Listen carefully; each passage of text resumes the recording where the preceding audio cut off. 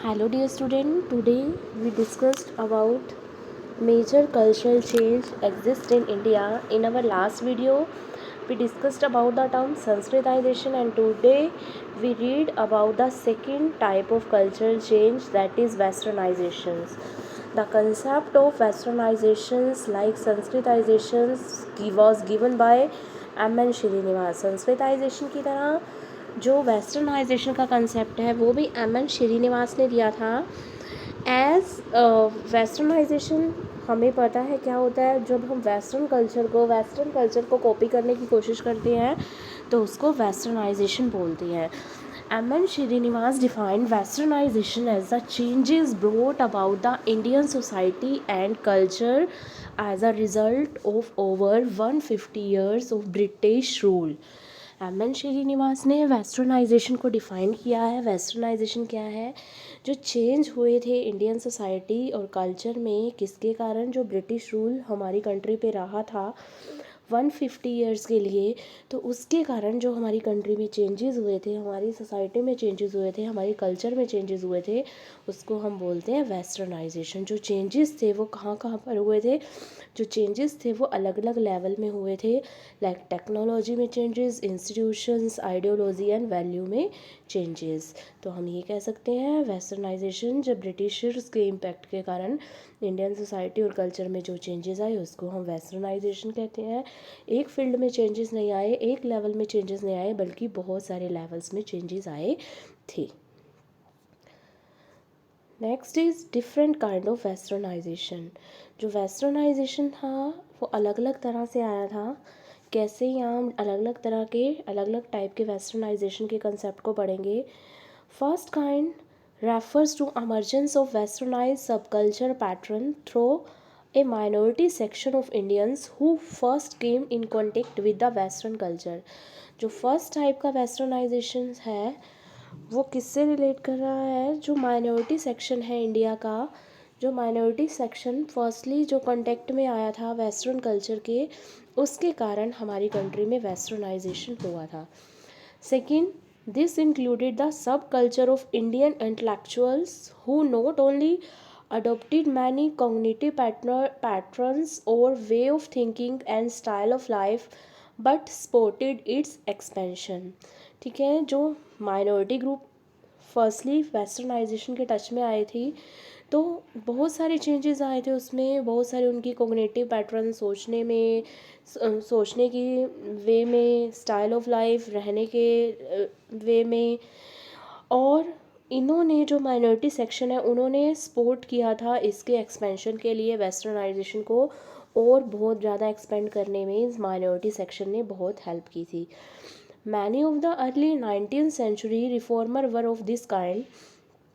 Therefore small section of people who adopted western lifestyle and were affected by the western way of thinking. इस वजह से हमारी country में small section arise हो गया जो अडोप्ट करता था वेस्टर्न लाइफ स्टाइल को और वेस्टर्न वे ऑफ थिंकिंग के अकॉर्डिंग वो अफेक्टेड होता था, उसी के अकॉर्डिंग ही वर्क करता था. There has been also a general spread of western cultural traits such as the use of new technology, dress, food and changes in the habits and style of people in general. इसके साथ साथ western cultural trades हैं वो भी developed हो गए थे country में due to the impact of Britishers. जो वेस्टर्न कल्चरल ट्रेड्स थे लाइक न्यू टेक्नोलॉजी डेवलप्ड हो गई, लोगों का way of living, way of eating, way of dressing, way of जो हैबिट्स है ये सारी की सारी चेंज हो गई थी जैसे ही वो वेस्टर्नाइजेशन के टच में आए थे.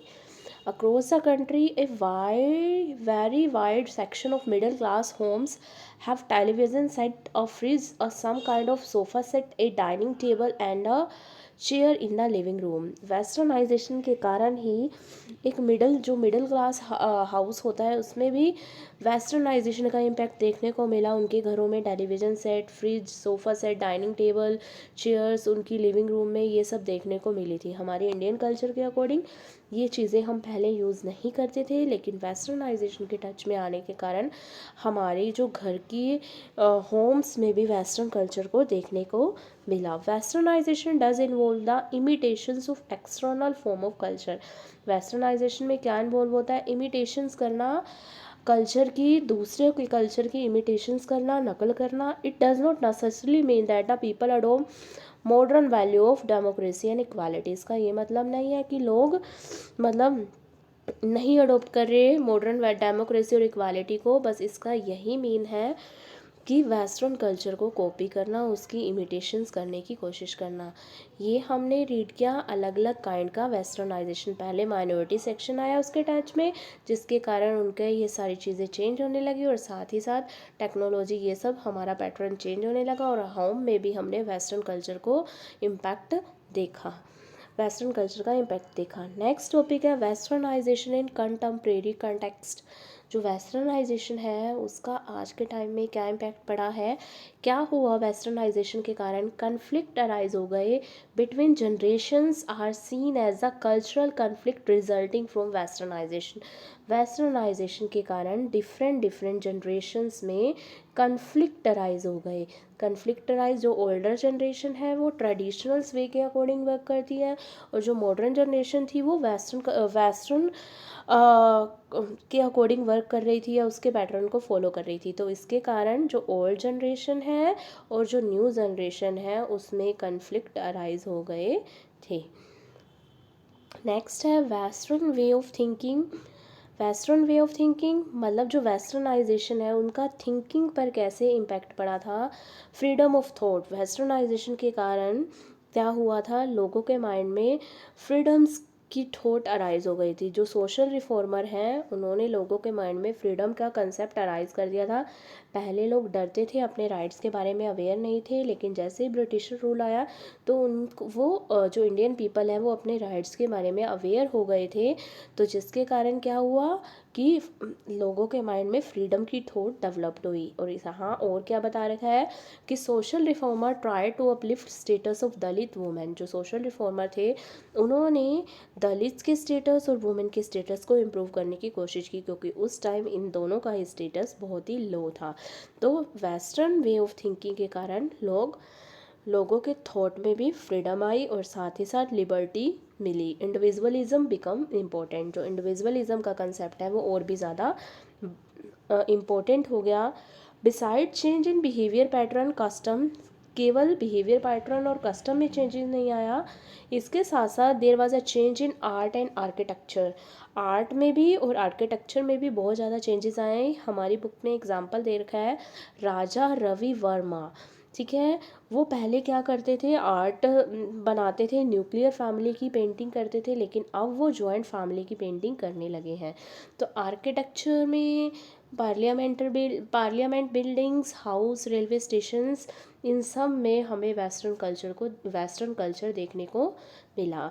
तो वेस्टर्न वे ऑफ थिंकिंग में लोगों के थॉट में चेंजेस आया, लोगों को लिबर्टी मिली, फ्रीडम मिली, और इसके साथ साथ वेस्टर्नाइजेशन का इम्पैक्ट हमने आर्ट और लिटरेचर में भी देखा। ये राजा रवि वर्मा के बारे में बता रखा है।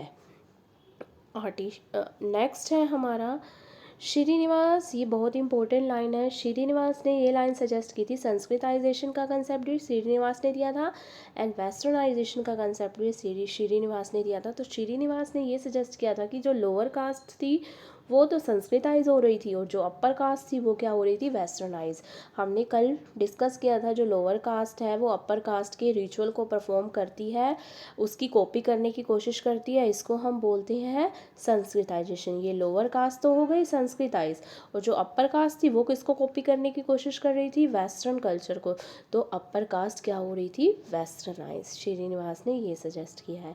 सो स्टूडेंट, आज हमने second kind of cultural change पढ़ा, वेस्टर्नाइजेशन होता क्या है, अलग अलग वे से वेस्टर्नाइजेशन, और वेस्टर्नाइजेशन का आज के टाइम में क्या किस कंटेंट से हमने पढ़ा, और वेस्टर्न वे ऑफ थिंकिंग लोगों के सोचने का तरीका, और साथ ही साथ श्रीनिवास ने क्या सजेस्ट किया। क्लियर। और हम हमारी नेक्स्ट वीडियो में पढ़ेंगे concept of modernization and secularisation.